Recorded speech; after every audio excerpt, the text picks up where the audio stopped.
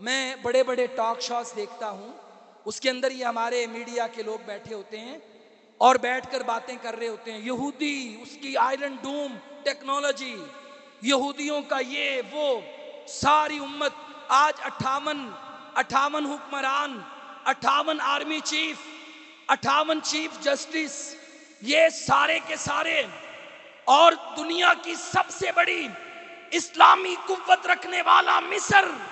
جو غزہ کے پڑوس میں بیٹھا ہوا ہے، جسے غزہ کا بارڈر لگتا ہے، 12 لاکھ اس کی تعداد ہے فوج کی، اور یہ مسلمانوں کی آج ریگولر سب سے زیادہ فوج رکھنے والا مصر،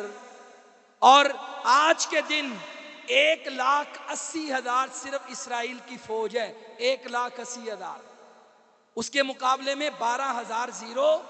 7-8 لاکھ پاکستان کی فوج، ساری دنیا کے اسلامی ممالک کی افواج کی تعداد 2 لاکھ کے آگے بے بس۔ اس کا سبب کیا ہے؟ یہودیوں کا خوف دل میں گھسا ہوا ہے۔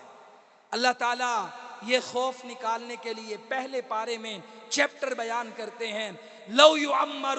الف سنہ، یہ نبیوں کے قاتل، اللہ کی کتابوں میں تحریف کرنے والے، قیامت تک جن پہ ذلت رسوائی اللہ نے مسلط فرما دی، جنہیں عارضی عروج تو ملے گا، قیامت تک نہیں ملے گا۔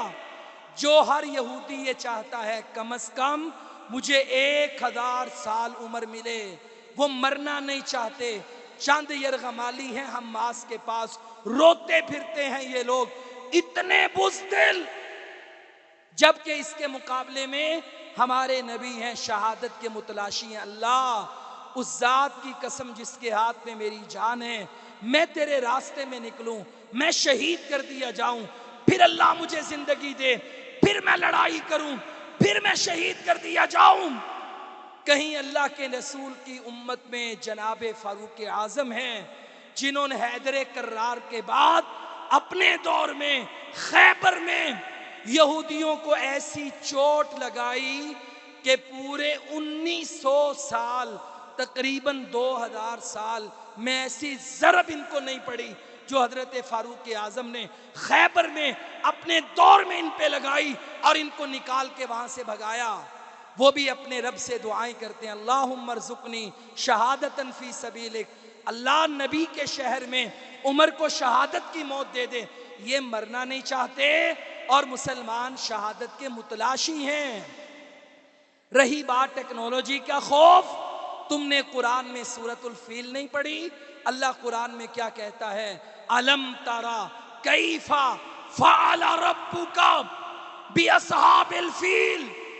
اے نبی، اے امتی، اے مسلمان، تو تاریخ میں وہ وقت دیکھ، تو نے دیکھا نہیں کہ جب ہاتھیوں کے بڑے بڑے لشکر بیت اللہ کو گرانے آئے، میں اللہ تعالیٰ کی تقسیم پہ حیران ہوا۔ یہ چھوٹی سی سورت پڑھ کے، اللہ تو ہاتھیوں کے مقابلے میں شیر پہاڑوں سے اتار سکتا تھا، چیتے بھیج سکتا تھا، مقابلے کا جانور بھیج سکتا تھا، کوئی انسان پیدا کر سکتا تھا، مگر میرے رب نے کہا دیکھ، میں نے اس کے دانت کے برابر بھی نہیں بلکہ آنکھ سے بھی چھوٹا جانور ابابیل، چڑیا کی صورت میں نے آسمانوں پہ اڑایا،